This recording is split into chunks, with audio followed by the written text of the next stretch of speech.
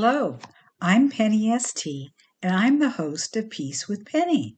Welcome. This time on Peace with Penny, we'll be doing something different and having a two-part interview with two members of the organization Combatants for Peace.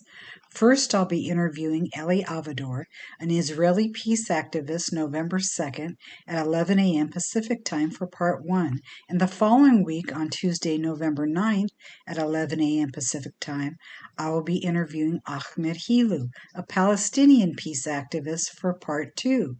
These are two compelling stories of peacemaking and transformation, and we wanted to have enough time for both. We'd like to be clear, Peace with Penny is not political and is interested in presenting the stories of real people, what they face, and how they work on peace. Combatants for Peace was founded by former fighters on both sides who today work on peace. We felt that each of our speakers' important personal stories of transformation should have plenty of time, so instead of interviewing them together, like often is the case, we are speaking with them separately. Elie Avidor fought as a soldier in the Israeli army in the Yom Kippur War of 1973 and was wounded and spent 3 months in the hospital. Yet today he is against what many call the occupation, and he spends his time working with Combatants for Peace. We're sure you'll find his story fascinating and a lesson in introspection and change.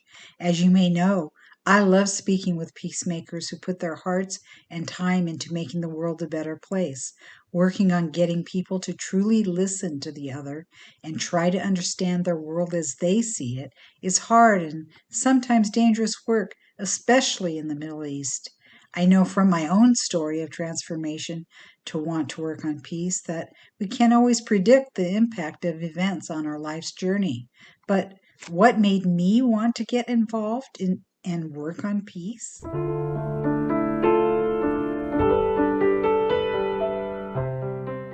It was the summer of 2014, and for my son's bar mitzvah present, just like many Jewish parents, we wanted him to bond with the Holy Land.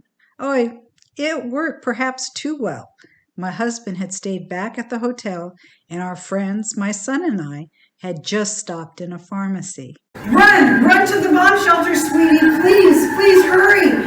I didn't hear the sirens at first, but the Israelis did. They're used to hearing these things. We ran to the back of the storeroom. It was a 12-foot by 24-foot windowless bomb shelter. My heart's pounding. Boom, boom. I hear it and feel the percussion of the exploding bombs. I'm trying not to get sick. I look at my 13-year-old son and I think I'll never forgive myself if something happens to him. That's an excerpt from a speech I gave to the Orange County Jewish Bar Association. It was the first, but not the last time we had to run to a bomb shelter. Our adventure and my transformation is also the subject of my book, Blasted from Complacency, A Journey from Terror to Transformation in Israel. There is no chapter in a parenting book on what to do when a war starts and you're on a family vacation. Think touring extraordinary and sacred sites mixed with cowering in bomb shelters. I'm still trying to get over the Jewish guilt of taking my son to war for his bar mitzvah present.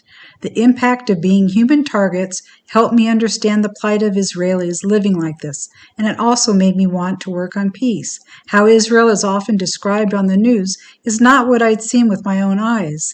And I felt Palestinian parents also preferred their children playing safely in their backyards. The missiles exploded just near enough to blow apart my world as I knew it, forever changing me. And you'd never recognize my life today with what it was like then. I believe I found my life's purpose.